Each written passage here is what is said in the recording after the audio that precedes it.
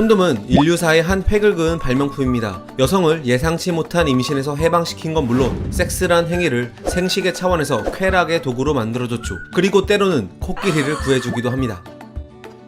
코끼리는 아프리카 사파리 투어에서 관광객들에게 가장 인기 있는 동물 탑5 중 하나입니다. 하지만 여러분이 아프리카의 농민이었다면 코끼리 생각만으로도 고개를 절레절레 저었을 겁니다. 왜냐하면 코끼리는 종종 농경지로 내려와 농민이 정성 들여 일궈놓은 농작물들을 닥치는 대로 헤집어놓고 먹어치우기 때문이죠. 코끼리 한 마리가 하루에 먹는 양은 200에서 400kg에 달해 녀석들이 농장에 들이닥칠 경우 심하면 1년 농사를 망쳐버리기도 합니다. 농작물의 70%를 먹어치워버리니 아프리카 농민들에겐 코끼리건 코끼리 할아버지건 달가울 턱이 없는 거죠. 그리고 이런 현상은 아시아 지역에서도 일어나고 있습니다. 무엇보다 걱정인 건 때로는 코끼리들이 자신을 농경지에서 쫓아내려는 농민을 살해하는 일도 종종 일어나고 있다는 사실이죠. 그래서 몇몇 농장주들은 코끼리들의 접근을 막기 위해 이들을 총으로 쏴서 죽이거나 독살시키기도 합니다. 그런데 어찌 보면 코끼리가 농장에 침입하는 건 당연합니다. 이곳은 원래 코끼리들의 서식지였고 이 서식지에 들어와 농장을 일군 건 인간이었으니까요.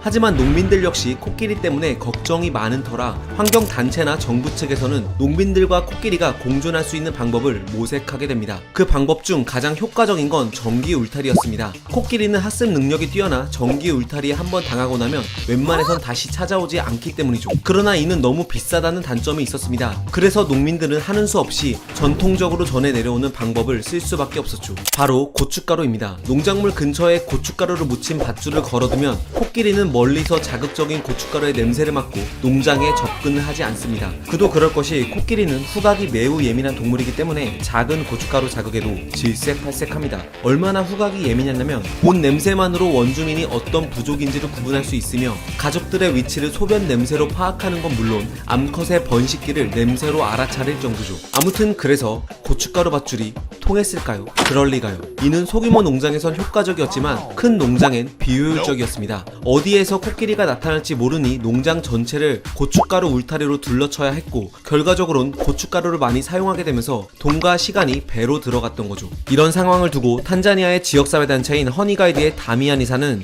이런 고민을 하게 됩니다. 가격이 싸고 코끼리 퇴치에 효과적이면서 사용하기 쉬운 방법은 없을까? 라고 말이죠. 그리고 그는 신박한 아이디어를 제안합니다.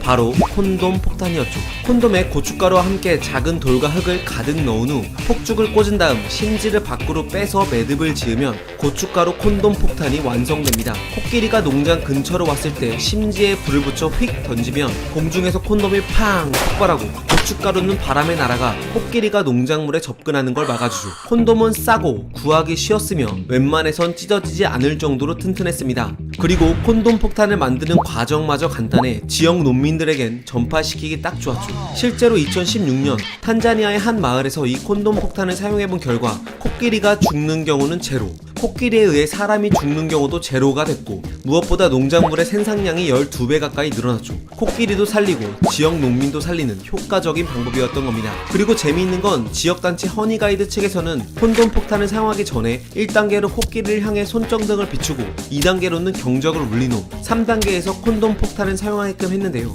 이런 전략을 쓴 이유는 똑똑한 코끼리는 손전등과 경적 이후에 더 강력한 것이 날아올 거라는 사실을 학습하기 때문에 나중에는 손전등만 비춰도 더 이상 농장에 접근하지 않기 때문입니다. 코끼리는 사바나 생태계에 정말 중요합니다. 잡목잎을 먹어치워 초지를 유지시켜주며 수십 년 된 나무를 먹은 후 배설물을 통해 나무에 축적된 칼슘과 미네랄 같은 영양분들을 다시 초원으로 돌려보내 생태계를 순환시키죠. 그리고 앞서 말했듯 콘돔 역시 인류 생태계에 매우 중요한 물건입니다. 소중이를 소중이로 구할 수 있는 방법, 말 그대로 콘돔의 재발견 아닌가요? 이처럼 어떤 사물에 대한 색다른 시선은 놀라운 결과를 이끌어내기도 합니다. 그리고 저는 그 색다른 시선 중엔 과학의 눈도 있다고 생각합니다. 과학은 세상을 보는 창, 지금까지 과학 드림이었습니다. 감사합니다.